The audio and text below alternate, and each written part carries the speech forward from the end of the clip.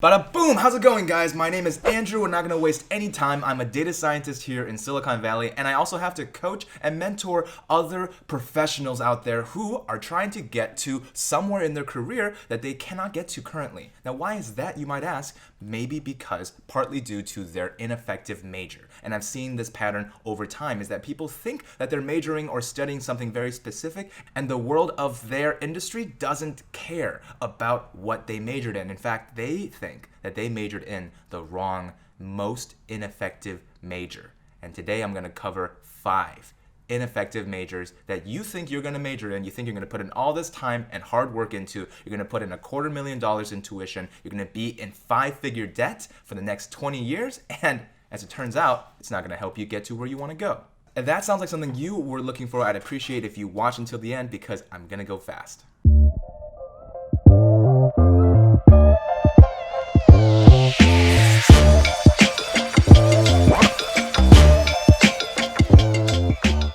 Number 5 is going to start blowing your socks off right away because it is the illustrious, the jack of all trades, the master of none business degree. If you are going to get an undergraduate degree in business, not an MBA, not a specialized track for getting to the MBA, just your run-of-the-mill business major, you are going to be sorry. Half of the people that are trying to get business jobs are going to find it really hard to differentiate, to specialize in whatever you want to actually do in the business world. Very high-paying jobs such as management consultants and investment bankers oftentimes come from a more theoretical background, from a more finance-focused background, and most importantly, from an economics background. Take it from me, I'm from the University of Chicago, where the economics major is like a large percent, almost like 10% of the majors at my school, and it helps you get a job in the business world. But why does a business degree not do that? Well, one of the biggest reasons is business is relative, right? You can make a business out of almost anything nowadays, especially in the pandemic post-afterscape. Remember that employers are trying to weigh everything in your portfolio before they hire you if you have less than 1 year of experience. They're trying to see how many graduate classes you've taken at the MBA or the PhD level. They're trying to see if you're taking internships seriously. They're trying to see if you've taken the opportunity to go out and network. And having a business major actually puts you at a disadvantage with people who have less relevant majors, but have taken the time to hustle because they realize that their major wasn't enough. The biggest, most ineffective aspect of a business major is that it gives you a false sense of security, that now you think you're going to be ready for anything. Whereas it turns out this major is actually not looked upon favorably by many hiring managers of many different industries. Now that you see that this video is going to be a no-holds-barred against some of your most beloved majors, let's make it a little less controversial, perhaps a tiny bit more, by saying that number 4 spot is going to be architecture. Architecture is looking at a 13.9% unemployment rate. That's double digits. Well, I just said 3 digits, but significant figures. It's 13 or 14% unemployment with a median salary of only $36,000. Considering how expensive it is, the time consuming, the tuition, and everything else that goes inside an architectural degree, that makes it number 4 in the spots that you think you're going to make some beautiful Sims 3, Sims 4 architecture. And it turns out that you're just going to be one of the Sims that woohoos his entire tuition and 4 years of his life away. I have nothing against architectural majors. In fact, I have nothing against any of these majors. Big disclaimer. I just wanted to make sure that you understand, if you had the luxury of choice, if you wanted to make sure you had a good glimpse of what hiring managers think is not an effective major, here are your most important options. I actually have a personal connection with architectural students. I had the opportunity to go to the Galapagos and work on an urban development research project at a data science capacity, work with students from the University of Melbourne, very bright students, clearly capable of being able to get into any kind of industry and learn as fast as any of the rest of us, but not when the numbers are concerned. My personal talks with those architectural students is that they were all gunning for the same dozen positions of becoming a personal landscape designer for rich people. So the question remains, would you rather be serving rich people the rest of your life, or would you rather try to get a major that becomes one of those rich people? You decide. Number 3, and this might be surprising, but it is in fact your beloved communications and journalism degree with a 7.3% unemployment and a median salary of only $33,000. The The main problem with a hiring manager looking at these 2 degrees is that it hardly differentiates you from the first category, a business major. A communications degree is often going to try to leverage their negotiations classes. Maybe they took it at an MBA level, and they want to say that they are the people person that comes in, swoops down into a conversation, understands what to be empathetic to, how to get the ethos of the people involved, and then jumps on the situation like a shrewd negotiator. Actually, that is not the fanon that is going inside the hiring manager's mind. It actually ends up being, hey, this person was part of the daily newspaper or part of the yearbook at their high school, and they thought that that was really cool, and they want to break down the walls of bad journalism or perhaps bad communications. And at the end of the day, these 2 degrees are not going to be technical enough for you to be able to be a bridge between non-technical and technical stakeholders. And when it turns out that you are only going to be as good at Excel as the next business major, you suddenly lose your edge entirely.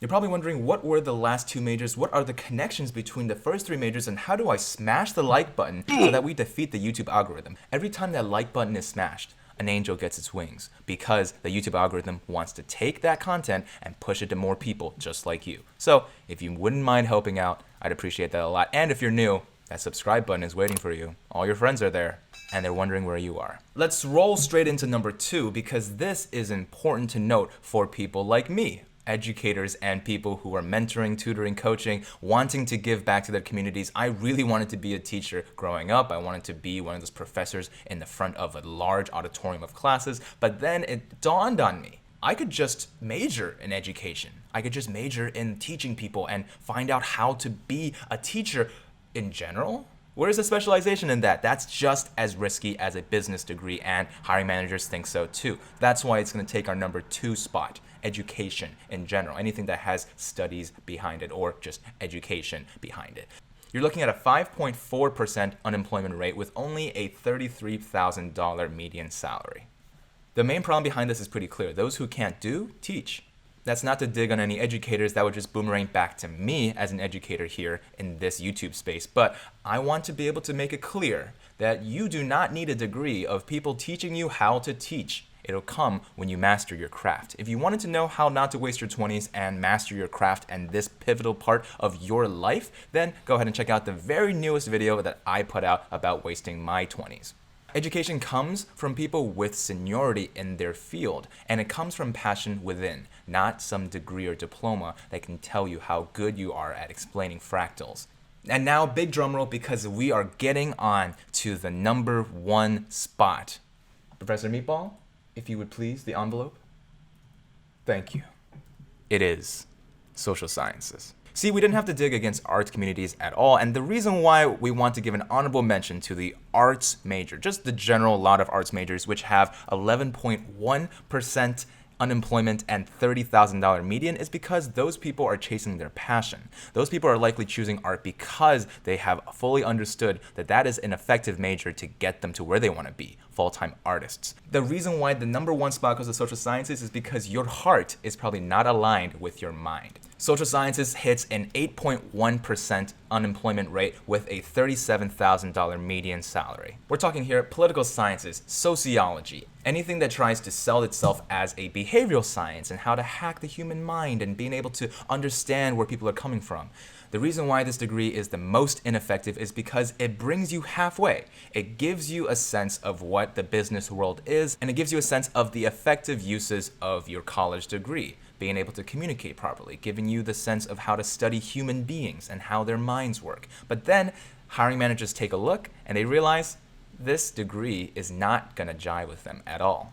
The reason why is because many politicians don't become politicians from learning about it. If you wanted to become a politician, political sciences actually isn't an excellent way to go about it. You would have to become an aide, which you would have been qualified for anyway. Same thing with sociology or other social studies majors. If you wanted to work in some sort of human resources capacity, if you wanted to work in a humanitarian capacity, human resources capacity, some way that connects you with human beings, all of those jobs would have been accessible to you without focusing on this major specifically. These are truly the hodgepodge of majors that feels good, feels like you really are doing something great in college. It's the liberal arts experience, and then when you exit, you realize nobody was asking for these majors for you to be qualified for these jobs anyway. And this comes back to arts and why it actually deserves another honorable mention, because if you wanted to be an artist, if you wanted to create art, which I assume YouTube is an art of some way, I'm also, if you guys weren't aware, avid circus performer. I do acrobatics and juggling. I also do silks, so aerial acrobatics. I also work on fire juggling. I also work on martial arts and different types of performances. So I have a thing or two about art. Back in college, I directed over half a dozen shows. So this is the crux of it. I had the time for art, but I specifically didn't choose that for my career. Find a job that allows you to work less than the 40-hour work week so you don't feel so burnt out, and then you still have the time to contribute to your photography, to your graphic design, to your directing, to your acting, to your singing. If you wanted to do art, you don't need a major in it. If you wanted to do social sciences, you also don't need a major in it. These are industries that are not looking for those majors. You can major in something else because that something else might end up leading you to an industry that required that major anyway. Try to go into law school or med school without the appropriate degree and the appropriate GPA, might I add. I hope this gave you some insights. Clearly, there are some doors that can only be opened by certain majors. If you want me to do a video on that, I'm happy to do the most effective majors video, but this was, once again, the least effective, most unwanted to be seen by hiring managers in the year 2020 and beyond. And with that said, I want to shout out you for watching this video all the way to the end. Today's trivia question is going to be an oddball one from an old FANG interview, probably Google or Facebook, and it is the question as follows. Consider the time 3:15, either PM or AM, it doesn't matter. What is the angle between the little hand on the clock and the big hand on the clock? Put your answer down below. If it's correct, I'm going to jumble up all the correct answers, and then I'm going to pick out an answer that gets a free consultation from me. That is either going to be about data science or personal finance or something else entirely up to you.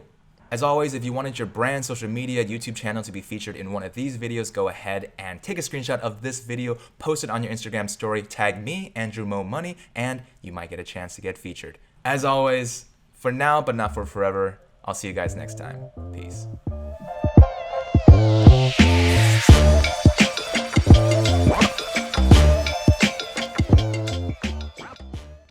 Today's question is a bit of an oddball FANG company question. If you had to guess what the angle...